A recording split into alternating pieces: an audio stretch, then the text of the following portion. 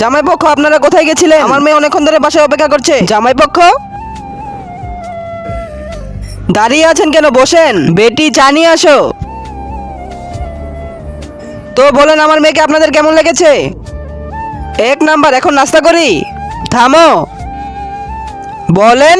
আমি মেয়ে পক্ষ হয়ে পণ দিব না, উল্টো পণ আমি নিব। কোনো সমস্যা নেই, আমরা পণ দিয়ে দিব। এখন নাস্তা করি? থামো। বলেন। আমার মেয়ের একটা বয়ফ্রেন্ড আছে, আর বিয়ের পরেও বয়ফ্রেন্ড বানাবে। আরে কোনো সমস্যা নেই, আজকের যুগে এরকম হয়। এখন নাস্তা করি? থামো।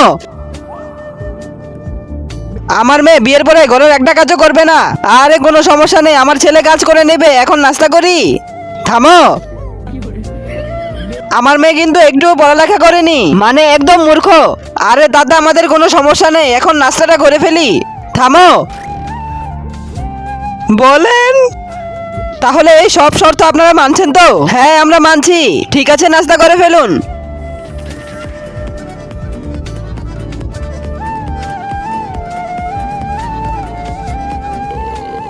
তাহলে জামাইবাবু আপনারা বিয়ের প্রস্তুতি নিয়ে নিন, আর আমার মেয়েকে নিয়ে যান। ঠিক আছে বাবা, বিয়ের আগে আমি মেয়েকে চমকিয়ে দেই, মানে চুম্মা দিয়ে দেই। আচ্ছা দিয়ে দে।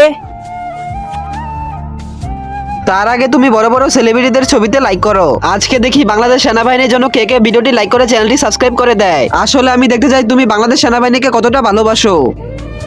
হ্যাঁ শালা, তোরা এখানে থামো। আমার জামাইকে তোমরা মারছো কেন?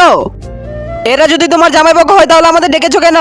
তোমরা দুজন আমার মেয়েকে দেখতে এসেছিলে? হ্যাঁ। তাহলে এরা কারা?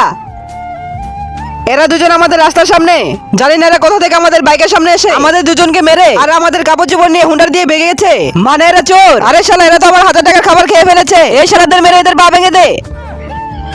আরে ভাই, জীবন বাঁচাতে হলে তাড়াতাড়ি দৌড়া। আরে চোর চোর, থাম থাম।